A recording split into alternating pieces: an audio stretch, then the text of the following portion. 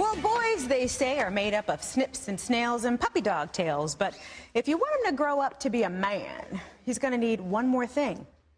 His mama. For some moms, sons are confusing right from the start. Boys may act sweet. He's always been my snuggler. His eyes just looked up at mine, and I fell in love. He loves to give me big open mouth kisses. Or silly. Like wrestling. Or their behavior may be downright shocking. You know, everyone always tells you that like boys eat you out of house and home as teenagers, but I think that they forgot that it starts when they're like a year old. But chances are the surprises started with the first diaper change. How do you say that? I don't know how you say it. But there's a technique to getting them to not pee everywhere.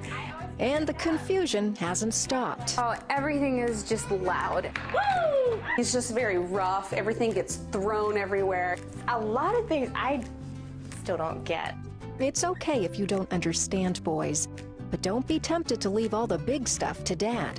Internationally known psychologist, humorist, and best-selling author, Dr. Kevin Leman, says mothers have an important role to play in their sons' lives. In his latest book, What a Difference a Mom Makes, Dr. Leman shares why a mother's relationship with her son is so important and how to make that relationship strong at any age.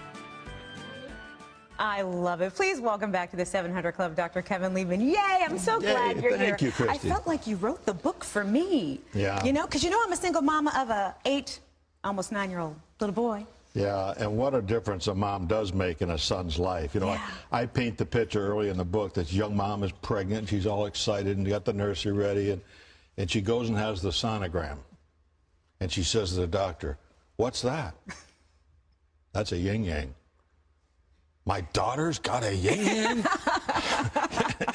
And so it's a shock for many young mommies to say, what am I going to do with this boy? Yeah. And she's going to find out he spits. They make weird noises like vroom, and you know, they're boys. They're different from girls. But every little guy growing up needs a dose of femininity in his life, and he gets that from his mama. And who better to be a teacher to her little son than mom? Well, let's talk a little bit more about that, because we do, when we think about boys, we instantly think about the influence that a father has in their son's life. But a mother, you said the femininity is one of the characteristics, but what are some other things that a mother can lend to her son? Yeah, and you know, we always think of father and son fishing along the mighty Potomac River. It sounds so bonding. But the truth of the matter is it's daddy-daughter, mother-son. So you start talking about relationships. Boys, little boys are, how do I say this nicely? Stupid, immature.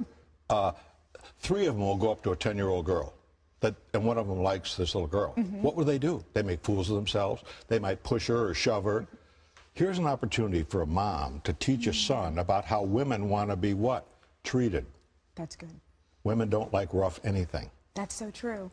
But at the same time, how can a mom balance that? For instance, you know, I watched the clip and I kind of chuckled to myself, because you have the mother saying, I don't even understand these little boys. Like one day I came home and I said, you told my son to take the dog out to go potty in the backyard, and I looked out there and the dog had his leg up and my son was doing his business at the fence too, and I thought, who pees outside? Christy, I hate to say this on national TV, but one of the joys of being a man is being able to go outside. I guess. That's something Mama never told me. But you know what? Mommies do go over the top. I've got a friend who's a freshman football coach. He coaches 14-year-old boys. Last week, he found 2 mommies in the boys' locker room trying to help their 14-year-olds put their football equipment on. Talk about being over the top. Right. The smart coach says, I don't want any parents in this locker room. Well, let's talk about that, doctor. Let's talk about how the influence of a mother is important, but how we can keep from that boundary of making him into a mama's boy, or having the Velcro effect where we're so attached to him that we can't even let him be a man. Yeah, good point. See, I think as a single mom, let's pick on you. You got an 8-year-old little Chase? Yeah, almost 8. I mean, almost 9. So Chase needs to feel needed, wanted by you, respected by you. But he needs to see a place in your home. Hey, Chase, could you help me? I'm not strong enough. Would you lift that for me? Would you move that? Or I'm looking at a car. Hey, Chase, you're a guy. What do you think about this car? Tell me what you really think. Could you go on the computer and find out some things about this car? Because we need a new car. In other words, the word is empower. You empower your son. But what are you saying? I care about you. You know, my mother, God love her, she lived to be 95 years of age. I graduated 4th from the bottom of my class in high school. Ooh, okay. I was in a reading group with a girl who ate paste. Okay? Got the scene set? Okay. A few years ago, my high school brought me back and put me on the Wall of Fame. And I had the most wonderful conversation with my mother, who was clearly the key parent in Kevin Leman's life. I said, hey, Ma, we fooled a few people, didn't we? And she laughed, and she said, oh, you were such a good boy. I said, remember the night the cops brought me home? Oh, yes, I do, but you were such a good boy. And so everything I brought up, but oh, yes, but you were such a good boy. Just like you're going to look at little Chase. I mean, you're Mama Bear, and he's your little cub. True. If anybody says something negative about him, I will beat them down. That's right, and they're going to deal with Mama Bear. Come on. So there is this special relationship. So that mom that says, what's that thing? She's going to learn that that's part of what boys are all about. And who better to teach that little boy about how that little thing should be used in life in a godly way, in a marriage, you know. It's a wonderful teaching thing, and the teaching is all the time. I've got a chapter in the book called Planning Your Toddler's Wedding.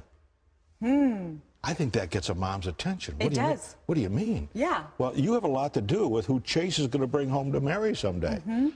And respect is such a huge thing today with women. You want to rear a boy who respects women.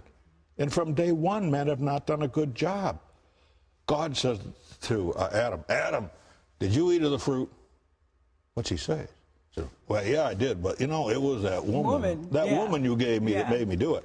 So men need to step up to the plate. And if men are going to step up to the plate and be good kids growing up and good teenagers and someday good husbands and fathers, it starts where? In the home. And who's the best teacher? It's mommy, son, father, daughter. I love that. Let's fast forward maybe, I don't know, 20 some odd years. Let's take my life, for instance. And, you know, it's one thing when he's 8 years old or 9 years old in 4th grade, but it's another thing when he's out of college, ready for that woman to come into his life. As a mom, when do you begin to pull back and let him be that man and let the new woman come in? Well, you start pulling back as early as those middle school years, where that kid starts to go out and test the waters and do some things on his own. And you want a kid that's responsible, give him responsibility. But again, as you stand back, you learn. I mean, I've got kids from almost 40 to 19. Gotcha. We quit having kids 3 times that I'm aware of. And but you know, it's in stages, and you let go, and you hold them close, you let them go. You hold them close, you let them go. But all on the way, you're saying, I love you and I care about you. Because kids are weird. They're stupid.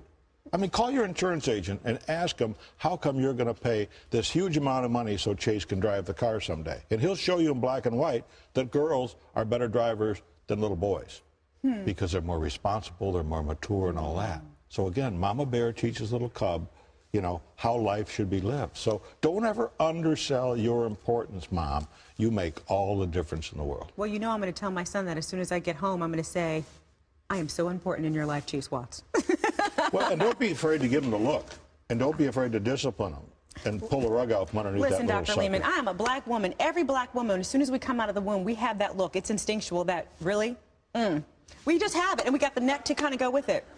It's the same one that Mary gave to Jesus in John 2 when she says, son, come here, do your thing. Change that water into wine. He says, no. And then what happens? I think Jesus' mother gave Jesus that look. The look. I believe it. The next thing we know, we're all drinking vino. Dr. Leman, thank you so much for being with us. I love it when you're here. You bring wisdom, you bring humor, and just good old-fashioned common sense. Well, the book is called What a Difference a Mom Makes, and everybody knows this is my copy. But you can get yours because it's available in stores nationwide. Thank you so much again.